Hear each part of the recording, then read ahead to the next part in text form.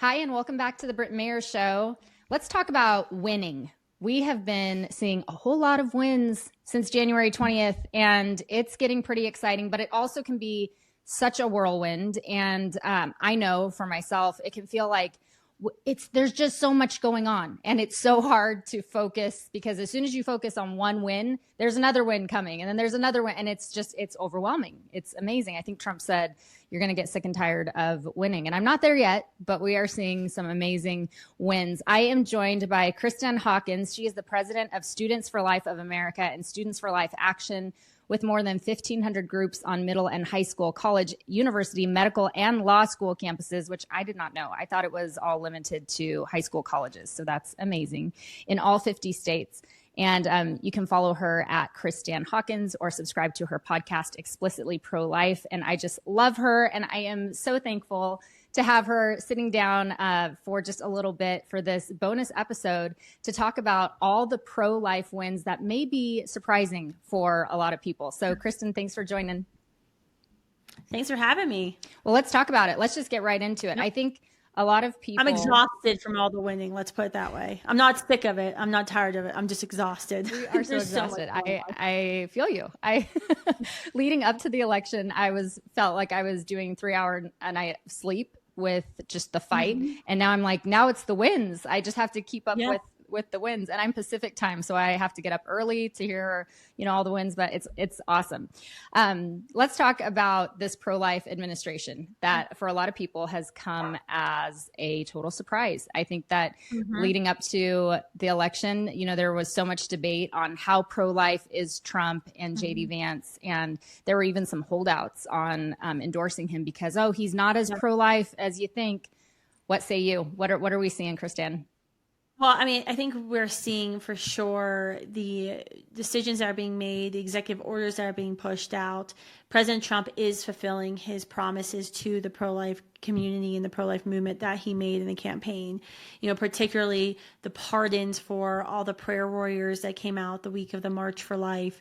That was massive. The reinstatement of the Global Protect Life rule, aka the Mexico City policy that was first implemented by Ronald Reagan, that prohibits our taxpayer funds from funding abortionists and abortion promoting organizations overseas. Just even the statement out of the White House, affirming that there are only two genders and your gender begins when you began at the moment of your conception. Okay, that one was huge. And I think that's one that kind of fell through the cracks. I actually just saw that detail last night when I was preparing for this conversation with you. So what you're talking about is the executive order defending women from gender ideology extremism and restoring biological truth to the federal government. And in that, he details what that means. And then there are these tiny little bullet points, point D and E. And in point D, it says, female means a person belonging at conception to the sex that produces the large reproductive cell. E, male means a person belonging at conception to the sex that produces the small reproductive cell. It's a small detail, but it's massive. Yeah. And I was talking to somebody, I was like, I don't even know if Trump knew that was even in there. But that tells me the staffers that are writing the executive orders, the staff in charge, which we know, sadly, because of the Biden administration, a lot of this evil stuff that we saw come out of the Biden-Harris administration, it comes out of the staffing level. And so I think that is a really good indication. I mean, even, the first day, moments after being sworn in, that reproductiverights.gov website that the Harris-Biden administration set up to try to circumvent states that had moved to prevent abortion, that was immediately shut down. So that tells me, once again, at the staff level, some good people are in place. And I personally know of people, some Students for Life alumni now who are going to serve at key positions at the Department of Health and Human Services. Wow. Obviously not RFK Jr., but some of those good positions. Even some of the statements that we saw last week from RFK and Kash Patel, Kash affirming that the FBI and Department of Justice is not going to be sending in undercover agents to Catholic masses to spy on Catholics. That's, tragically a good step in the right direction that we never should have had to take. Was that happening under the Biden administration? There was actually a memo out of the FBI's field office in Richmond where they had talked about going into Latin masses and surveying Catholics who are, the Catholics that go to 2-hour Latin masses, surveying them for potential domestic terrorists. We saw the Fort Bragg, which I think they renamed to Fort Liberty. Hopefully that gets changed back. That fort I think it was last winter, we saw a PowerPoint presentation that a government worker or contractor had presented to armed, U.S. military forces, saying that people who have a choose life, those really ugly yellow license plates, the pro-life license plates that fund the pregnancy centers, people who choose life, have those choose life license plates, are also potential people to watch. Wow. I mean, so you had just had this entire administration who was hell-bent on trying to persecute Christians and pro-lifers. And so seeing Kash Patel say that, even seeing Kim Bondi in her hearings talking about, no, the DOJ is not going to be, she said, last week that the DOJ is not going to be enforcing or using the FACE Act to, go after nonviolent prayer warriors in front of abortion facilities, which I think was huge. Even RFK talking about the president opposes late-term abortion. The president has asked him explicitly to study the safety of mifepristone, the first drug in the chemical abortion cocktail, and the effect and how it harms women. That's huge. Him talking about ending fetal stem cell research, which has produced 0 cures and is 100% ethically problematic because it kills human beings.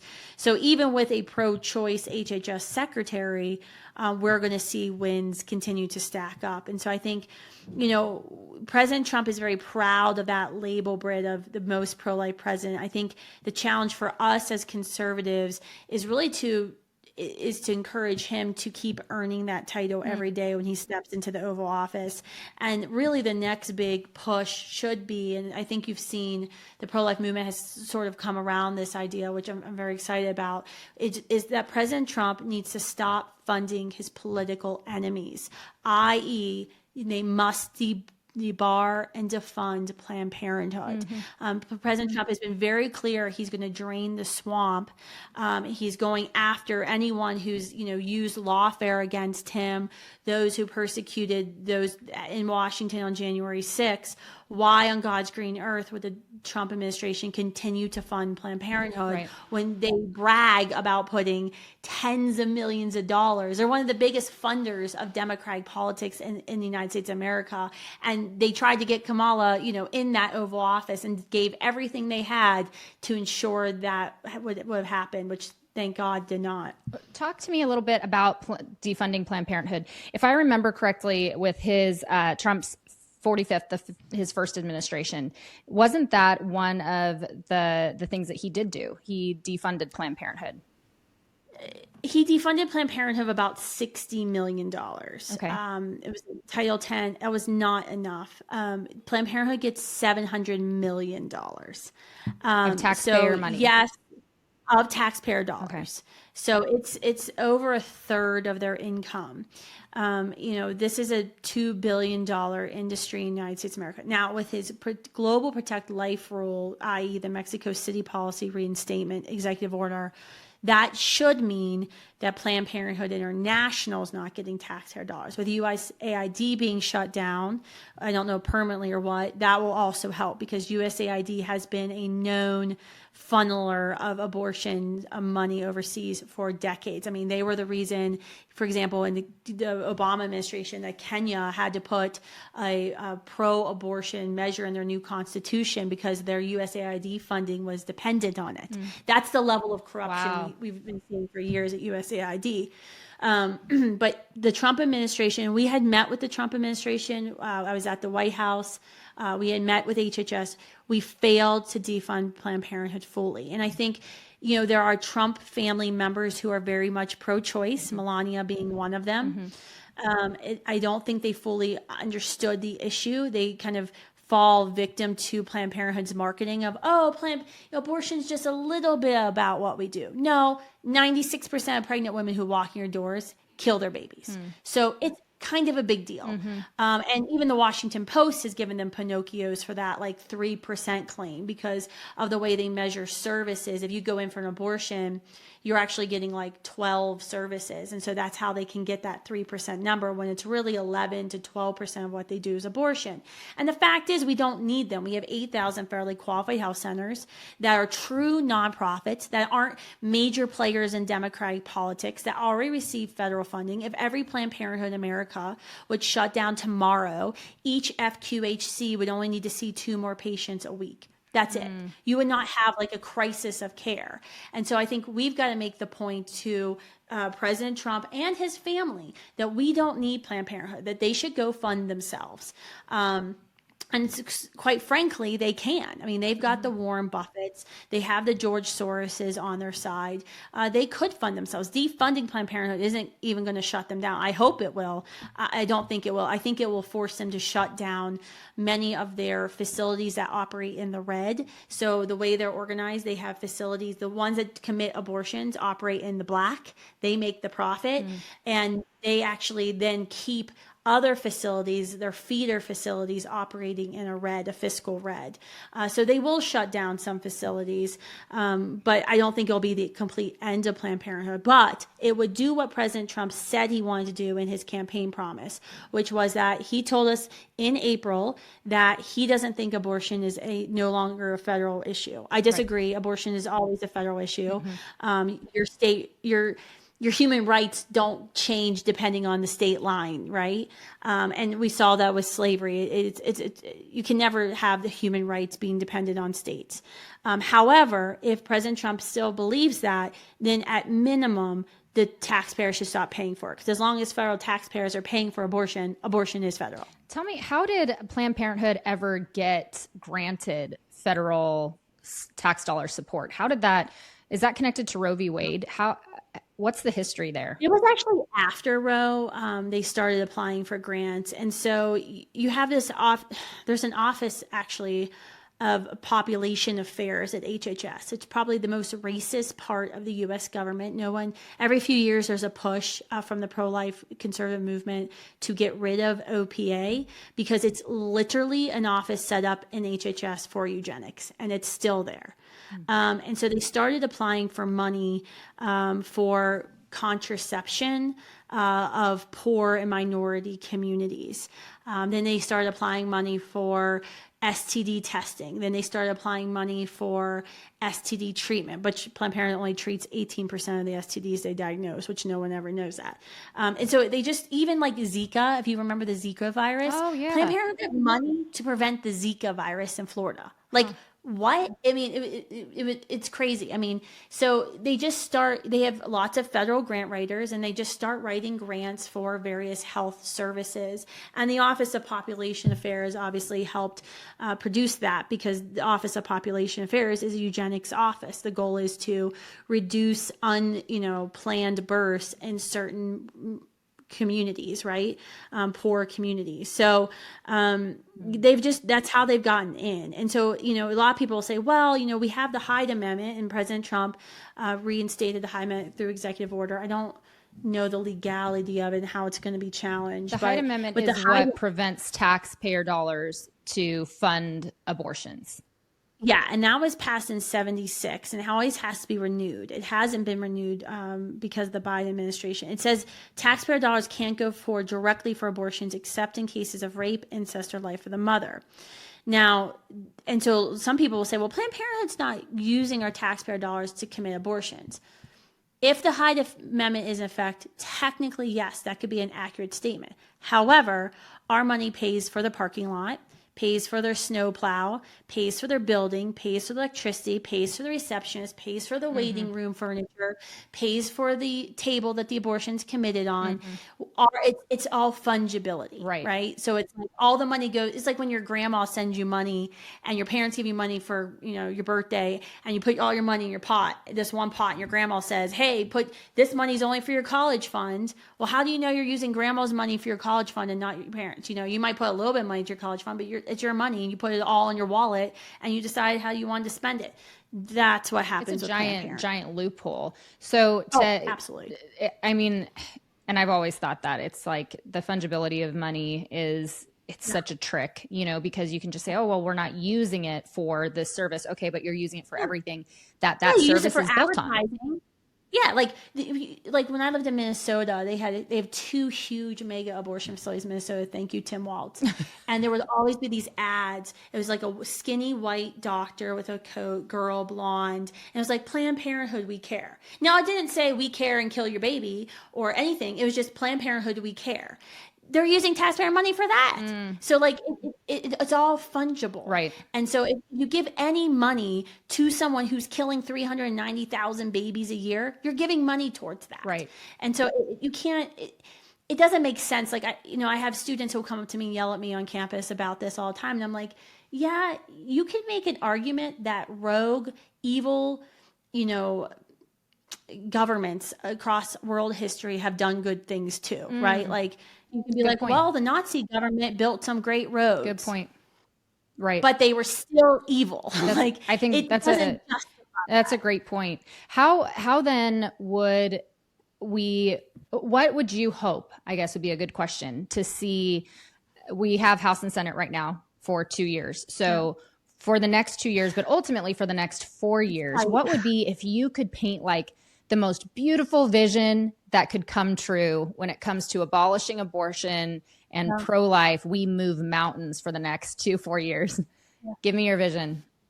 Okay, we don't have the votes in the Senate because we don't have 60 pro-lifers, but I will give you the vision. It's 1, you debar and defund Planned Parenthood. 2, you would have the DOJ hold Planned Parenthood accountable for their criminal crimes. The fact that they continue to traffic human body parts. We exposed them, David Delight exposed them in 2015 for getting cash. He also exposed them this August. No one paid attention. UC Santa Barbara. They're not getting cash now. They're getting patent rights for future cash. Yes. So they're trying to get around the human trafficking because they're not getting physical cash. They're getting patent rights to then cash out later. Planned Parenthood would go away. We would see our Clean Water for All Life Act passed immediately, which would stop chemical abortions from happening in our country. That's super important. So I want to hear the rest of your vision, but because that came up during the confirmation hearings with RFKJ, because it's tied into mifepristone, right? Yeah. Okay. Yeah. A lot of people might not, they're like, Clean Water Act, abortion. What are you talking about? We told you to paint a picture for pro-life, not water. If you're eating or drinking, I would advise you to stop doing that right now before I go into this. Just a little warning. So we have proven over 2.5 years, we've been studying our water, because something that no one, even pro-lifers, don't think about this. Where do the babies go in chemical abortions? So about 70% of the abortions committed in America, so 700,000 easy, babies are being killed via chemical abortions. This is not happening in an abortion facility. This is happening in bathrooms, dormitory bathrooms, home bathrooms. She is told when the cramps get too bad, when the bleeding gets too bad, to sit on the toilet or get on the bathtub, not to look and flush. So that means human remains, placental tissue, blood is being flowing into our water systems. In chemical abortion, in the first pill, mifepristone, which is an anti-progesterone.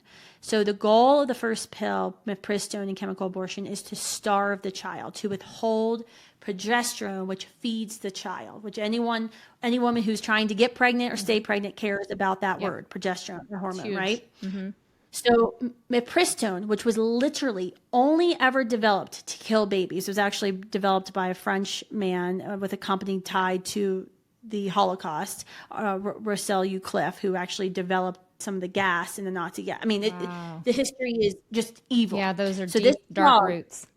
Was only developed to end a pregnancy, to kill a child. So this drug, she takes this first pill, then she takes a second pill, mifepristol, which then causes contraction, expels the baby. Mifepristol has been used and can be used when there's a natural miscarriage, when their baby's already confirmed dead. If you don't get a DNC to remove the deceased child, you can take mifepristol, it'll reduce contractions and make you push out essentially the dead child, the placenta. Mifepristone has 3 active metabolites, meaning after they pass through the woman's body, they remain active when they get into the water. They do not go inactive as other pharmaceuticals often do. So these 3 active anti-progesterone metabolites are known endocrine disruptors. They're only found in mifepristone, not in any other pharmaceutical drug. They flow into our water. What we have proven at Students for Life through some rigorous testing is that even though they're going to the wastewater treatment plant, the active metabolites are not being cleaned out of the water, and we have proven it's actually in our tap water. Wow. Some cities recycle wastewater, Yes. especially if you live like in California. outside DC, California, outside DC, Fairfax County, Austin, Texas.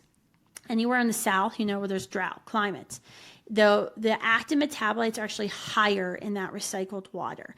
In one city we studied in the South, the desert South, you would receive a clinical dose of mifepristone if you drank 3 liters of water a day for 9 months. This is a major problem, especially when you think about the infertility rates in our country, the miscarriage rates in our country. It is, the abortion industry, and the thing is, when the FDA approved RU46 in 2000 at the urging of Bill Clinton's administration, actually the pushing of Bill Clinton's administration with a partnership with Roussel UCLEF, they literally didn't even check the box on the application that they did the required environmental assessment to confirm that this drug doesn't violate the Clean Water Act and it doesn't violate the Endangered Species Act, because it's not just affecting us, right? It's going into our streams. So our crops are being raised with this water. Animals, fish. There's actually studies on the NIH's website, pubmed.gov, from Europe showing how these active metabolites affected fish in the Nile River. There's a cow one as well. This is well known. We all know we have a problem with water. President Trump has said multiple times he wants crystal clear drinking water. RFK wants to make America healthy again. Our argument to RFK, when I finally get a meeting with RFK once he gets confirmed, this is all I'll be talking about, is you do not have to be pro-life to want non-aborted baby drinking water. Yes. This is an issue that affects all of us. Yes. So that's why we've introduced the Clean Water for All Life Act in several states. We actually have a fight right now in Wyoming on that, trying to get this passed in Wyoming, because even in the red states, for example, the way abortions are actually happening in the red states is pretty much exclusively with chemical abortion drugs.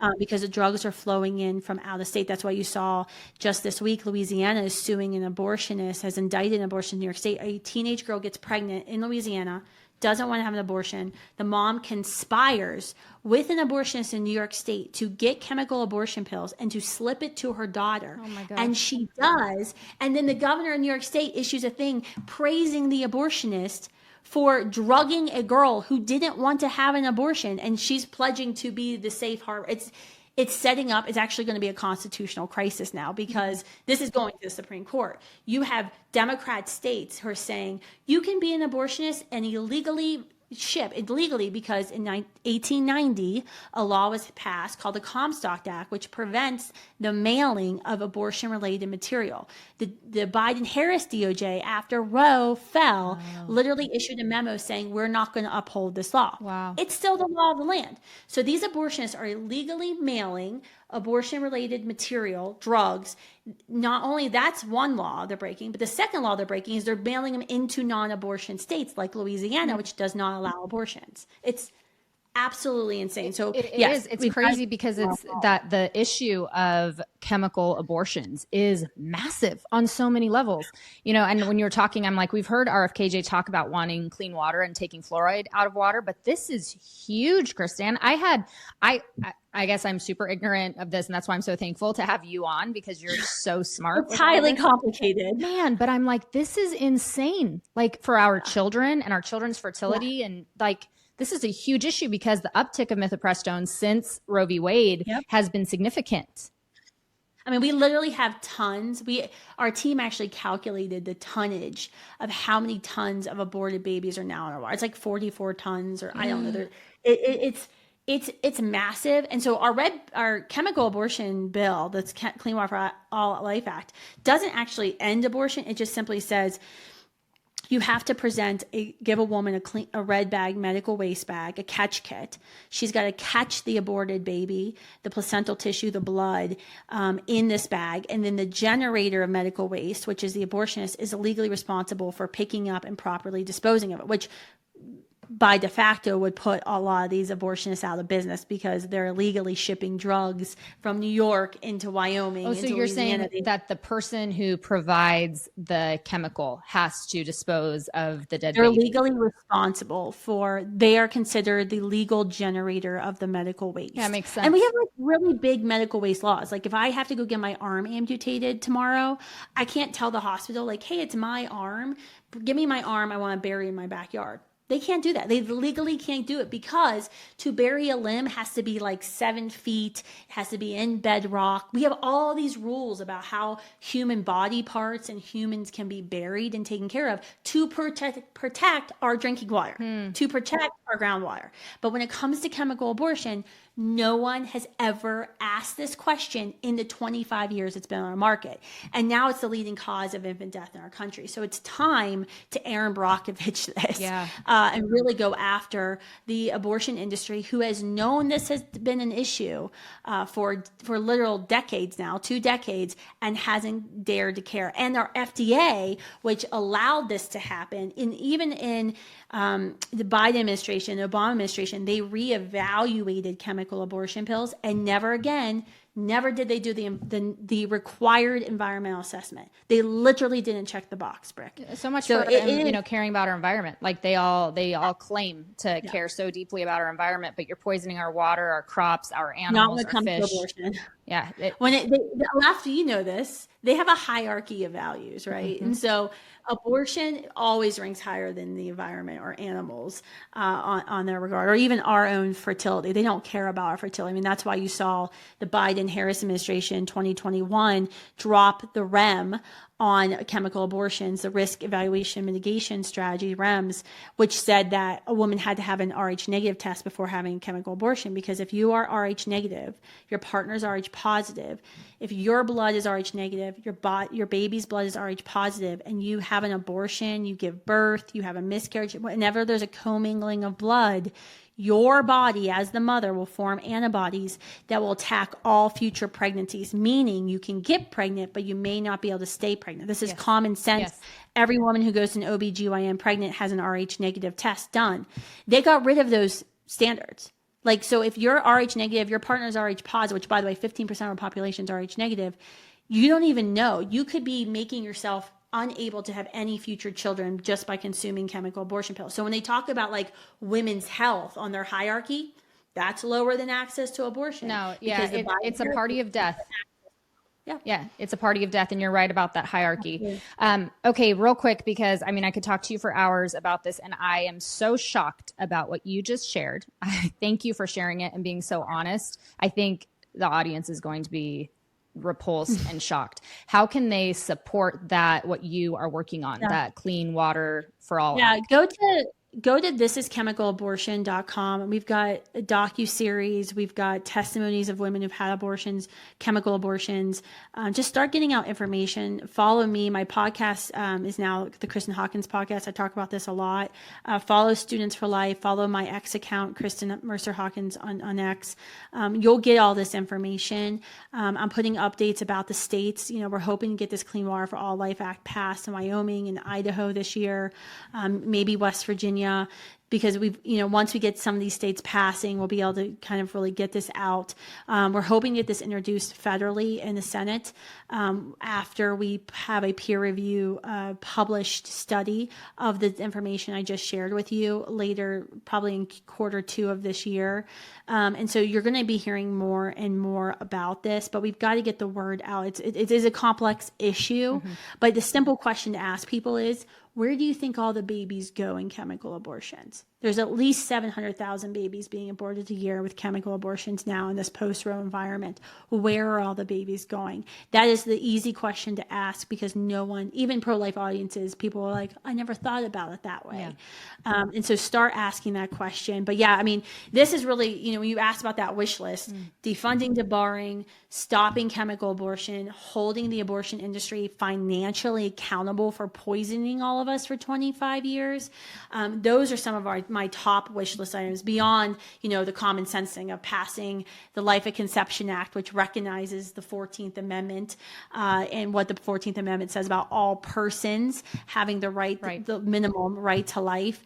Seeing laws like that, seeing paid family leave, expanded child tax credit, things that also help her choose life, because we know, there's no silver bullet to ending abortion in our country, right? You can make abortion illegal, but if there's still a demand and there's still women who are desperate for abortions, some abortions will still happen. And so you have to attack the supply and the demand of abortion every single day. And that's what we do in the pro-life movement. That's why we operate 3,000 pregnancy centers and maternity homes while also writing laws to end chemical abortion. It's a twofold a goal that we have in the pro-life movement, making it illegal and unthinkable. Yes, and supporting those mamas, which you do such a phenomenal job. Your work is critical and so valuable. I appreciate you so much just for your wisdom, for the fact that you are relentless. You've been doing this for so long, Kristan. I don't know how you just keep going, and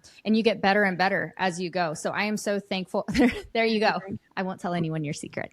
But I'm just so thankful for you as just a fellow warrior on this issue, as a faithful wife and mama, and for holding the bad guys accountable and working toward a more amazing, brighter future for us and for our children. How can people follow you? I know I brought it up in the beginning, but again, just follow you and this incredible work that you are doing. Sure. Well, I do a weekly podcast. It's the Kristen Hawkins Show, where I go through the pro-life news of the day, what's been happening. So I encourage folks to tune into that. It's on YouTube and Spotify and iTunes. Follow me on X. That's where you'll get the biggest boost of information daily. I'm constantly posting about what's happening, especially all the winning that's happening right now, trying to keep up with all the winning. And then follow us on Instagram as well. It's Students for Life, and then Kristen Mercer Hawkins. The Kristen Mercer Hawkins account's where we post most of the clips from campuses. So it's also a little bit entertaining too. It makes it a little more fun. It is. I love seeing you take down the lunatics, and you're just so solid. You're like, I don't have time. I don't have time. I think I'll never be surprised again. And then when I go on campuses, they always find some way to surprise me. They keep me on my toes. Let's put it that way. Well, you're doing an amazing job. Kristan, thank you so much for sitting down with me. I'll have you back on again as things continue to develop. And let's get, at the time of this recording, let's get RFKJ in, and then let's get you a meeting with RFKJ. I can't wait for that. It needs to happen. It's going to be fun. Thanks, Britt. Thank you.